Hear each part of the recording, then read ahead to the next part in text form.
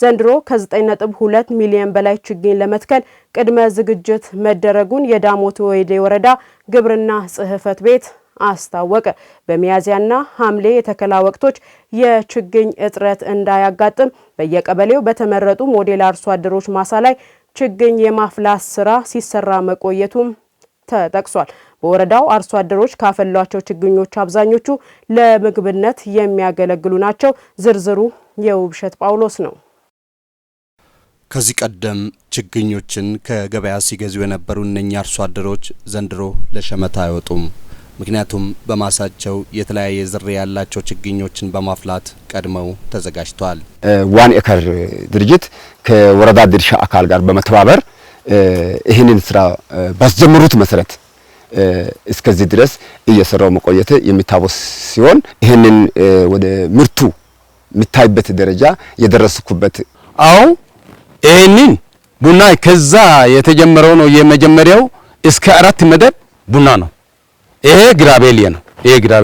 ይሄ አቮካዶ ነው።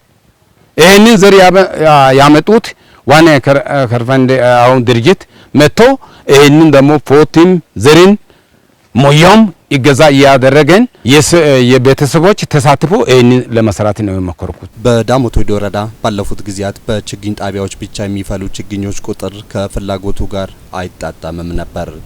ዘንድሮ ግን ያ ታሪክ አልፎ በቂ ችግኞችም በወረዳው ፈልተዋል። ይህንን ስራ ያስጀመርነው በ2017 ከመስከረም ወር ጀምሮ ነው። ያው በችግኝ ጣቢያ ላይ መስራት የሚገቡ ያው ዋና ተግባራትም ዝርዝር ተግባራትም ጨምሮ እስካሁን ድረስ በ5 ዋና ስፔሻሊቲ ላይ ስራ ጀምረን እየሰራን በዚህ ሳይት ሴሌክሽን እስከዚህ ድረስ እስከ ዲስትሪቢዩሽን ጊዜ ያለው በካላንደር መሰረት እየሰራን ያለን ነው። እኛ አሁን እዚህ ችግኝ ጣቢያ ላይ የምታዩ የተለያዩ የምርጥ ዘር ችግኞች ናቸውና አርሶ አደሩ ባለው እኛ በወሰነው ልክ በዛች ካሬ ውስጥ ችግኝ አፍርቶ የራሳቸው ኑሮ ደረጃ ካሉበት ከፍ እንዲያደርጉ እየሰራ ያለ ድርጅት ነው። ይሄ ማለት አርሶ አደር አንድ ለምሳሌ አሁን 400 ካሬ ላይ እኛ ችግኝ የምናመርት ከሆነ 400 ካሬ ላይ በአንድ አመት ምን ሊያገኝ ይችላል የሚለውና ችግኝ ቢያፈላ ደግሞ ምን ያገኛል የሚለው በተጨማሪ ደግሞ ከአርሶ አደሩ ችግኝ የገዙ ሌሎች አርሶ አደሮች በራሳቸው ማሳ እነዚህ ምርጥ ዘር የሚባሉ ችግኞችን በመትከል የተሻለ ትርፍና ገቢ እንዲያገኙ እየሰራ ያለ ግብረሰናይ ድርጅት ነው። ለአግሮኢኮሎጂ የሚሰሩና ለምግብነት የሚያገለግሉ ችግኞች አሉ። በአጠቃላይ 5 ችግኞች ላይ ነው የምንሰራው። እንደ ወረዳችን ያለው እንዲህ አይነት ከዋን ኤከር ፕሮጀክት ኢትዮጵያ ከነሱ ጋር መተባበር 12 ቀበሌ ላይ ነው የምንሰራው። እንደ ወረዳችን በመጀመሪያ ይሄን የጀመርነው ሳይት ሴሌክሽን ጀምሮ ይሄ ፕሮጀክትም ወረዳ መንግስትም አንድ ላይ ተባብሮ ሲሰራ ነበረ። ችግኝ እጥረት ችግር ለመቀነስ እንደ ወረዳችን ያዘው አቅጣጫ ነበረ፣ ተሳካ። እንደ ዘንድሮ አሁን ለምሳሌ እንደ ዳሞት ወይዴ ችግኝ ችግር ይኖራል ብዬ አላስብም። ጥሩ እድል ነው። የአመቱ ችግኝ ተከላ እቅድ 9,200,000 ነው፣ ግን ያሳካል። ትልቅ እምነት አለ። እንደ ወረዳችን ይሄ 12 ነው። በአርሶ አደር ደረጃ ያለው 12፣ በመንግስት ችግኝ ጣቢያ ያሉ 9 አለ። በኤንጂኦ ደግሞ በቀይ መስቀል በኩል የሚሰራ ችግኝ ጣቢያ አለ። አርሶ አደር በላይ ባልቻ ዘንድሮ በማሳው ባዘጋጀው መደብ ዘርፈ ብዙ ጠቀሜታ ያላቸው ችግኞችን ሲያፈላ ቆይቷል። ይህም አስደሳች ውጤቱን አስገኝቶለታል። ውጤቱም ያስደስተው እንጂ ብዙ ፈተናዎችንም ሲጋፈጥ ቆይቷል። የእቃና የውሃ መያዣ ጋንዳ ወይም ማቆሪያ ሸራ ዞን መንግስትና ሌላው የወረዳው ድርሻ አካል በመተባበር ቢሰጡ ከዚህ የተሻለውን ለመስራት ዝግጁ መሆንን ይገልጻለሁ። ታዲያ እንደ በላይ ባልቻ ችግኝ ሲያፈሉ የቆዩ ሌሎች አርሶ አደሮች የሚያነሷቸው ችግሮችስ እንዴት ይፈታሉ? እኛ ራሳችን ኦሮቶ ሰተናቸዋል። በዚህ ላይ በተጨማሪ የተለያዩ ማቴሪያሎች ጋሪ፣ አካፋ፣ ዛቢያ የመሳሰሉት ለመደብ ስራ የሚያገለግሉ ስራዎችን በተጨማሪ ዘርን ድጋፍ እያደረገን ነው የምንገኘው። አርሶ አደሮቻችን በጠየቁት ልክ እነሱን ለማገልገል ሙያዊ ዕውቀትም ለመስጠት የማቴሪያል ድጋፍም ለማድረግ ያው ዝግጁ ሆነን እየደገፈን ነው። ሮቶ አሁን ለምሳሌ 15,000 ሊትር የሚይዝ ሮቶ አምጥተናል። ተጨማሪ ሮቶም በዛም አልቆመም። ቢያንስ ቤተሰብ ጋር እንዳምንላቸው ኩሬ አለ በካፒታል ባጀት የሚሰራ ቢያንስ ለነዚህ ሞዴል የሆኑት ከ12 ወይ 6 ወይ 7 ቢሆን ድጋፍ ብናደርገው ውሃ አማራጭም ቢሆን እየፈታ ይሄዳል የሚል እምነት ይዘን እንደ ወረዳችን እንደ ዞናችን እየሰራ ነው የሚል ዘንድሮ በተወሰኑ አርሶ አደሮች ማሳ ላይ ሲተገበር የቆየው የችግኝ ማፍላት ስራ በቀጣይ ወደ ሌሎች እንዲሸጋገር ትኩረት ተሰጥቶበታል ብለዋል የዳሞት ወረዳ ግብርና ጽሕፈት ቤት ኃላፊ አቶ ማርቆስ ኦሽላ። ዘንድሮ 2017 ዓ.ም የችግኝ ፍለት እቅዳችን 9.2 ሚሊዮን ነው። ስፔሻሊ በ90 ቀን ብቻ ለሚያዝያ ተከላም እንዲደርስ በ90 ቀን ብቻ ታቅዶ እየተሰራ ያለው 3.6 ሚሊዮን ነው። ከዛ ወደ 2.6 ሚሊዮን ያክል ክንውን ላይ ደርሰናል። ችግኝ ስናፈላ ደግሞ ብዙ ጠቀሜታ ያለባቸው ችግኞችን ለይተን ነው የምናፈላው። ስፔሻሊ አግሮፎረስትሪ ችግኞችን በዋጋ ውድ የሆኑ ችግኞችን እያፈላን እንገኛለን። በዚህ በሚያዝያ ወር ተከላም የተዘጋጀ ችግኝ አለ። ከዛ አልፎ ለሐምሌም ወር የሚዘጋጅ ችግኝ አለ። ያንን በየወሩ በዛች ለይተን አከፋፍለን አዘጋጅተናል። ጉድጓድ ቁፋሮም በዛው ልክ እያዘጋጀን እንገኛለን። ምርጫችሁን የወላይታ ቴሌቪዥን ስላደረጋችሁ እናመሰግናለን ተመልካቾች። ዜናዎቻችን አሁንም ቀጥለዋል።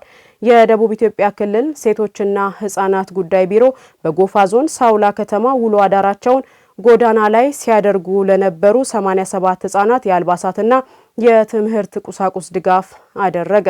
የክልሉ ሴቶችና ሕፃናት ጉዳይ ቢሮ ኃላፊ ወይዘሮ ካሰች ኤልያስ በመርሃ ግብሩ ባስተላለፉት መልእክት ሕፃናትን ከጎዳና አንስተው አንድ ላይ በማሰባሰብ ወደ ቤተሰቦቻቸው ለመመለስ የዞኑ ሴቶችና ሕፃናት ጉዳይ መምሪያ ለሚያደርገው ተግባር ምስጋና አቅርበዋል።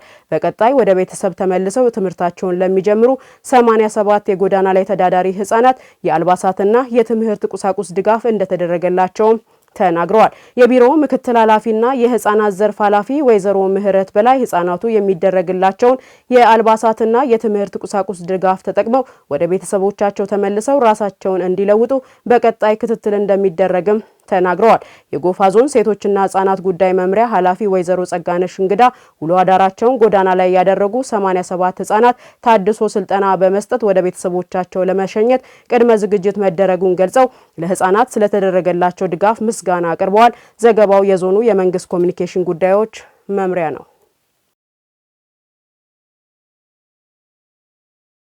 በክልሉ በ202 ትምህርት ቤቶች የማህበረሰብ አቀፍ ምገባ ፕሮግራም ተግባራዊ እየተደረገ መሆኑን የማዕከላዊ ኢትዮጵያ ክልል ምክትል ርዕሰ መስተዳድርና የትምህርት ቢሮ ኃላፊ አቶ አንተነ ፈቃዱ ገለጹ።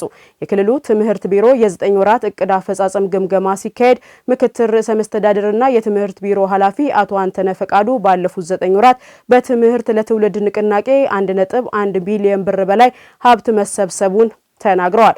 በዚህም 39 የቅድመ አንደኛ፣ 30 የመጀመሪያና መካከለኛ፣ 5 የሁለተኛ ደረጃ ትምህርት ቤቶች መገንባቱን ለአብነት ጠቅሰዋል።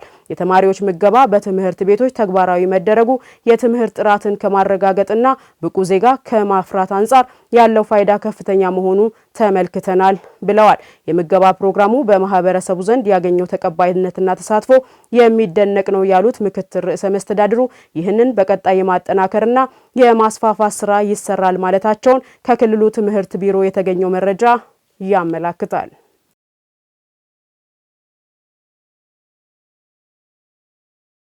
ወደ ተከታዩ የሀገር አቀፍ ዝርዝር ዜና ስንሻገር ኢትዮጵያን የሜዲካል ቱሪዝም ማዕከል ማድረግ የሚያስችሉ ትላልቅ የሕክምና ተቋማት እየተገነቡ መሆኑን የጤና ሚኒስትር ዴኤታ ዶክተር ደረጀ ዱጉማ ገለጹ። ሚኒስትር ዴኤታው የማክሮ ኢኮኖሚ ማሻሻያው በጤናው ዘርፍ ትልልቅ ስኬቶች እንዲመዘገቡ አስችሏልም ብለዋል። ነህሚያ ገነቱ ተጨማሪ አላት። በኢትዮጵያ ማክሮ ኢኮኖሚ ማሻሻያን ጨምሮ በሌሎች ሪፎርሞች አማካኝነት በርካታ ስራዎች በመከናወን ላይ ይገኛሉ። በዚህም በጤና፣ በግብርና፣ ኢንዱስትሪ፣ ቱሪዝምና መሰል ዘርፎች ላይ ሀገራዊ ብልጽግናን የሚያረጋግጡ ተጨባጭ ውጤቶች ተመዝግበዋል። የጤና ሚኒስትር ዴኤታ ዶክተር ደረጀ ዱጉማ ለኢትዮጵያ ዜና አገልግሎት እንደገለጹት የማክሮ ኢኮኖሚ ማሻሻያው በጤናው ዘርፍ ትልልቅ ስኬቶች እንዲመዘገቡ አስችሏል። በኢትዮጵያ እናቶችን የሞት ምጣኔ ለመቀነስ በተከናወኑ በተከናወኑ ተግባራት አመርቂ ውጤቶች መመዝገባቸውን ገልጸዋል። እንደ አውሮፓውያኑ አቆጣጠር በ2030 የእናቶችን የሞት ምጣኔ ለመቀነስ የተያዘውን እቅድ ማሳካት በሚያስችል ቁመና ላይ እንገኛለንም ብለዋል። ለዚህም ደግሞ ከ55 ሚሊዮን በላይ ዜጎችን ያቀፈ የተጠናከረ የጤና መድህን ስርዓት መዘርጋት በመቻሉ የተሻለ ውጤት እንዲመዘገብ ማስቻሉን ገልጸዋል። ሀገራችን በእናቶች ሞት ምጣኔ ከፍተኛ ችግር ያለበት ሀገር እንደሆነ ይታወቃል። ባለፉት 5 ዓመታት በተወሰደው እርምጃ ትላልቅ ስኬቶች መጥቷል። በተለይ ደግሞ ከአንድ ወር በፊት ይፋ የሆነው በዓለም አቀፍ ደረጃ የጠናው ጥናት እንደሚያሳየው ከ100 ሺህ ከሚወልዱ እናቶች ውስጥ ከዚህ በፊት ከ267 በላይ እናቶች በህይወት ያልፋሉ። አሁን ቅርብ የጠናው ጥናት ወደ 195 መቀነሱን ያሳያል። ይሄ እንግዲህ በ2030 እንደ ፈረንጆቹ አቆጣጠር የተቀመጠውን ግብ ከ140 በታች ማድረግ የሚባለውን እየቀረብን እንደሆነ ያሳያል። ይሄ በቀላሉ የመጣ ውጤት አይደለም። ሰፋፊ ስራዎችን አብረን ሰርተናል። አንደኛው የጤና መድን ስርዓትን ማጠናከር ነው። እንደሚታወቀው ዜጎች የጤና ወጪን ለመሸፈን ሳይጨናነቁ ወደ ጤና ተቋም በፈለጉበት ሰዓት እንዲሄዱ ማድረግ ትልቅ ስኬት ነው በራሱ። የጤና መድን ስርዓት በዚህ ሰዓት ላይ ከ55 ሚሊዮን በላይ ዜጎችን ያቀፈ ትልቅ የጤና መድን ስርዓት ነው። እነዚህ ዜጎቻችን በሚፈልጉበት ሰዓት ወደ ጤና ተቋም ሄዶ አገልግሎት እንዲያገኙ አስችሏል። የሕክምና መገልገያ መሳሪያዎችና መድኃኒቶችን በሀገር ውስጥ በማምረት እንዲሁም የጤና ተቋማትን ተደራሽነት ጥራት በማሻሻል ምርታዊ ለውጥ መመዝገቡን አንስተዋል። አዲስ አበባን ጨምሮ በተለያዩ የሀገሪቱ አካባቢዎች ትልልቅ የሕክምና ማዕከላት እየተገነቡ መሆኑን ገልጸው የአርባ ምንጭና የቢሾፍቱ መከላከያ ሆስፒታሎችን ለአብነት ጠቅሰዋል። እነዚህ እየተገነቡና በመገንባት ላይ ያሉ የጤና ተቋማት ኢትዮጵያን የሜዲካል ቱሪዝም ማዕከል ማድረግ የሚያስችሉ መሆናቸውን ገልጸዋል። የተለያዩ ግንባታዎችን የጤና ተቋማት ማስፋፊያዎችን እየሰራ እንገኛለን።